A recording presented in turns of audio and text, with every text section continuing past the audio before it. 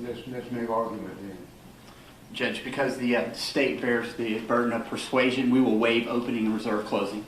All right, let me hear from you, defendant. Yes, Your Honor. It briefly appears that the history of issues in the neighborhood is what caused Travis McMichael to seek to stop and talk with Mr. Arbery. That escalated with Mr. Arbery running at him in an aggressive way that caused Travis McMichael to fear for his safety. Mr. Travis McMichael used self-defense when he was attacked by Mr. Arbery. Therefore, I ask that you not bind over the warrants on aggravated assault and felony murder. Thank you, Judge. Your Honor, as you've heard, the warrants against Greg McMichael charge him with aiding and abetting Travis McMichael in the discharging of a shotgun shooting Ahmaud Arbery. Thus, the question comes down to the intent behind Greg McMichael's actions at the moment the shooting occurred. So while we may agree that leaving his home that day with a firearm may not have been a very good idea, for the reasons that he did it, though, he was trying to intercept someone. He had a thought, a feeling, a gut instinct, I think was Agent Dial's word, but we heard actually he had some visual evidence to believe this may be a person that's been here before that I want to stop and question, or have a police question. So for Greg McMichael, aiding and abetting, the evidence should not be sufficient to carry over these warrants. We should just let the grand jury, if the state decides to present it to the grand jury as it's been charged in these warrants, let a grand jury pass on it. Mr. Roddie. Your Honor, I would note that I filed a motion to dismiss facially defective arrest warrant this morning. It was 8:58. I tried to bring the motion to the court's attention, but in the events of the day, we didn't have an opportunity to address that. Normally, we would address that motion before embarking on a 7-hour hearing, but we are where we are, Your Honor. The same legal arguments that were made this morning remain true. Mr. Bryan wasn't there at the English residence. Whatever was going on before, he doesn't know. Whatever was going on with the McMichaels in Ahmaud Arbery, he's minding his own business on the front porch when a gentleman he doesn't know goes by, followed by a truck that he does. And he does, with all due respect, what any patriotic American citizen would have done under the same circumstances. The question here is a legal one, not so much an actual one, which is why the decision before you is at once difficult but also easy. I'm not naive enough to think that you're on the hot seat in this case. The eyes of the entire nation, a weary nation, are on you this afternoon. And to accomplish in your career, the decision you make today may be the one that you remember for. Whether that's right or wrong or fair, I don't know. But the legal question, as far as Mr. Bryan is concerned, is very simple. Mr. Bryan cannot commit the offense of criminal attempt to commit false imprisonment in this case. It is legally impossible. On his own, using the motor vehicle that he had as described, it is impossible for him to commit the offense of false imprisonment. Nor has the state contended that he did that in any other way other than in conjunction with the McMichaels. The problem is that criminal attempt to commit false imprisonment is a specific intent crime. This is Hornbook law. The state has to prove, here by probable cause, later by beyond a reasonable doubt. Their burden here today is to prove to your honor probable cause to believe that Mr. Bryan, who had no communication whatsoever with the McMichaels prior to the shooting, none whatsoever, whether he knew that the McMichaels were unlawfully attempting to imprison Mr. Arbery, to deprive Mr. Arbery of his personal liberty, which is in the wording of the statute. It is an impossibility under these circumstances to show that Mr. Bryan knew that the McMichaels were acting wrongfully. It's an impossible burden to meet. Not 50%, not 2%.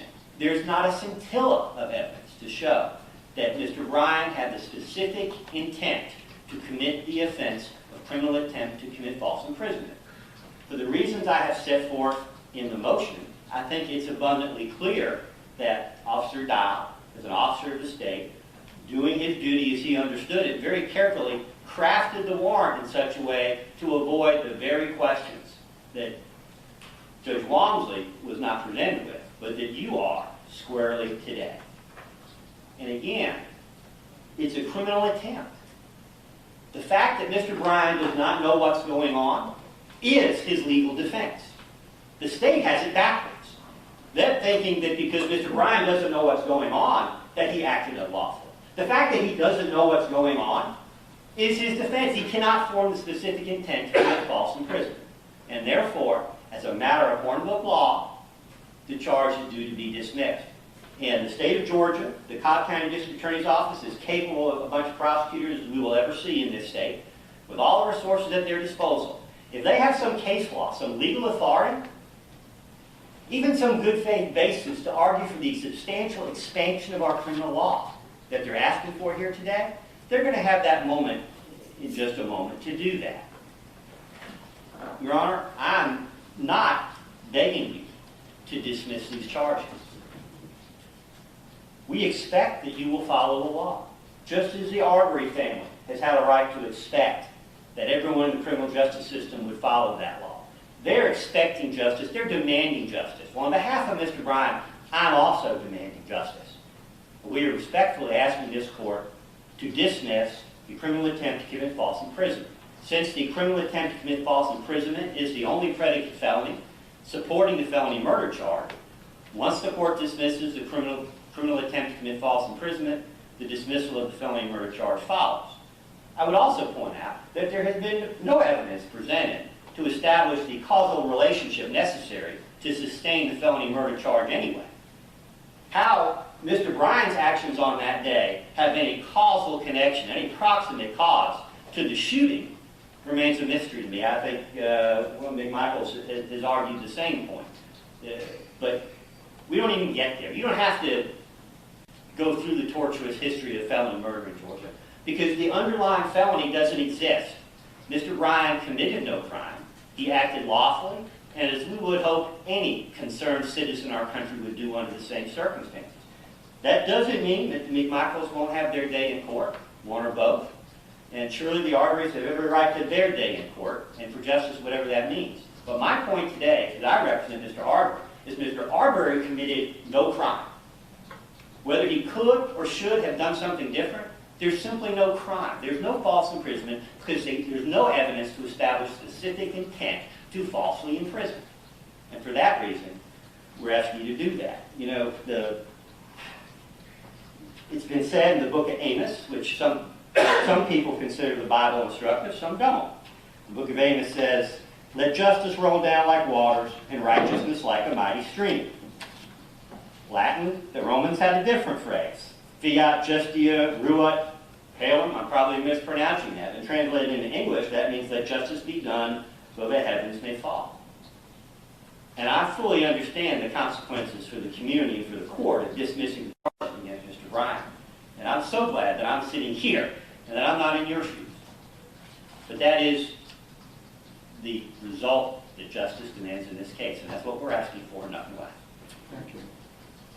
In response to that, I do, Your Honor, and I'll be brief. I first want to remind the court, as I normally would in matters such as these, what the legal standard is, and I know you are an expert in that standard. We are dealing with probable cause here. This has seemed to be almost a mini trial that has happened here today, but I know that this court is keenly aware of the standard of probable cause, more likely than not that a crime was committed, and more likely than not that the defendants that are now stand charged were legally responsible for what happened. And you've heard abundant evidence to show that the state has met that standard.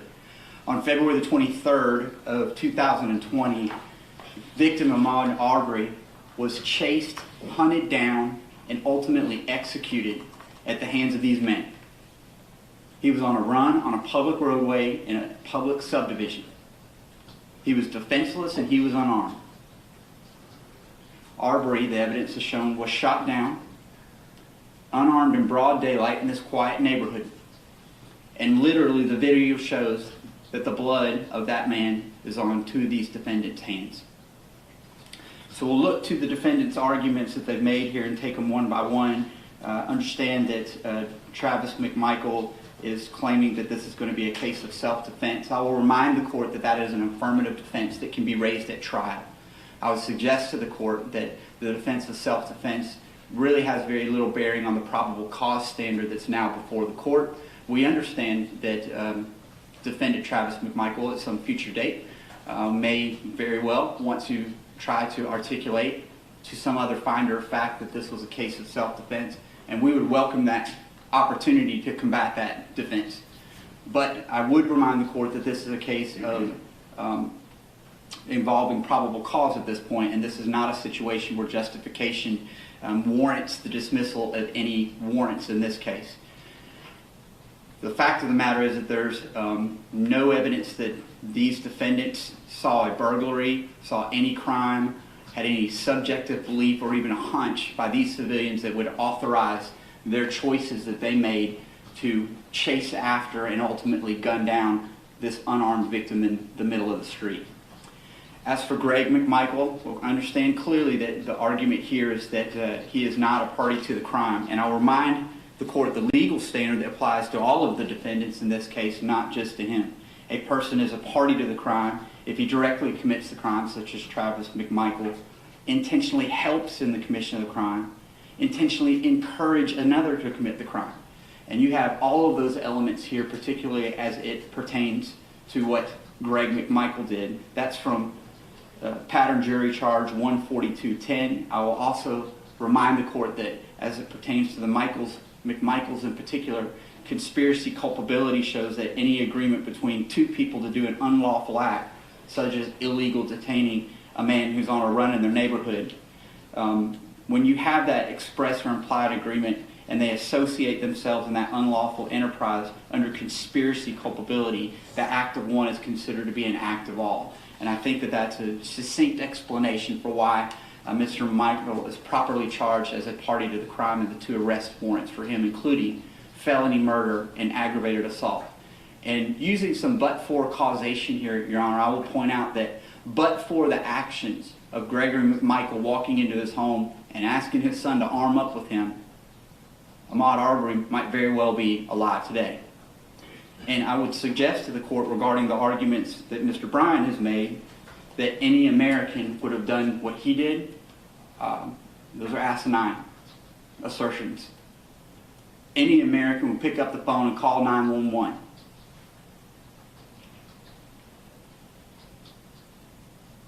We heard a biblical quote just a minute ago. I got one. How about love thy neighbor? As to the impossibility defense and the challenge to look at the law regarding what it means to be falsely imprisoning somebody, we'll meet that challenge by citing the black letter law of the code section, Official Code of Georgia 16-5-41, where a person arrests, confines, detains without legal authority. The completed crime of false imprisonment has occurred. You, at a minimum, have heard an attempt by Mr. Bryan to attempt to do those things, and I would suggest to the court, you have a completed crime here. Mission accomplished. Based on the actions of Mr. Bryan, mission accomplished. I believe that you could bind this case over not for attempted false imprisonment. You could probably bind it over for false imprisonment based on the evidence presented before this court that these men engaged in using their trucks to corral an unarmed civilian running through a neighborhood for no good reason at all.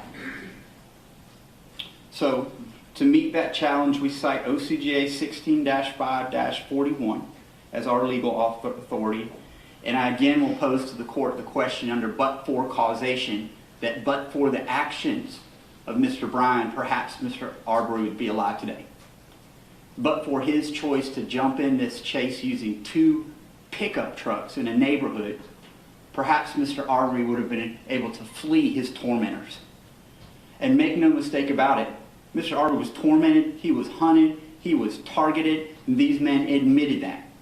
You can't turn around and use the words self-defense and justification as some sort of magic talisman to make those facts disappear. Ahmaud had zero obligation to stop in the face of these 2 pursuing pickup trucks, one loaded with 2 armed non-law enforcement civilians who literally chased him through a public neighborhood and a public roadway and gunned him down in broad daylight. Judge, we believe that we've presented sufficient evidence to support the probable cause for these arrest warrants. We understand the defense arguments that they're making as to each of the defendants here, and we look forward from the state's perspective to our opportunity to address those more thoroughly in front of some finder of fact in a future jury. Anything further from your defendants? No, Your Honor, thank you. I was curious, was that rhetoric, or are they asking you to change the charge to false imprisonment for criminal intent? It matters not what you bind it over for, Your Honor, but I'd suggest to the court that either would be appropriate. There certainly was, during points of this position, an attempt to falsely imprison Mr. Arbery, and I would suggest to the court that their actions actually did detain him inside the neighborhood at some point too. So you probably have a combination of both. But as I know the court's aware, almost every completed crime first involves an attempt to start that crime. All right, But, Your Honor, if this... Thank you, you missed it. Thank you, Your Honor.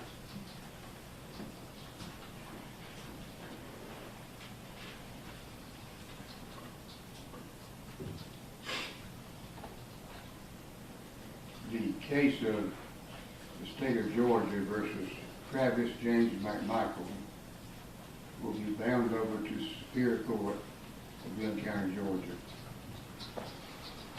The case of state of Georgia versus Gregory McMichael will be bound over to the Superior Court of Glynn County, Georgia. This case of state of Georgia versus Roddie Bryan will be bound over to the Glynn County Superior Court.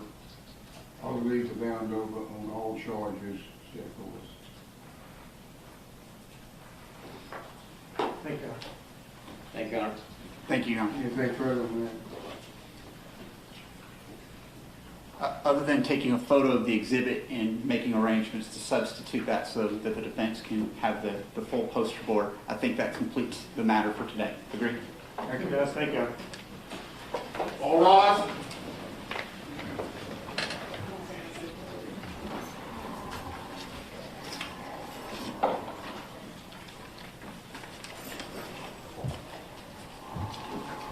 Stand at ease.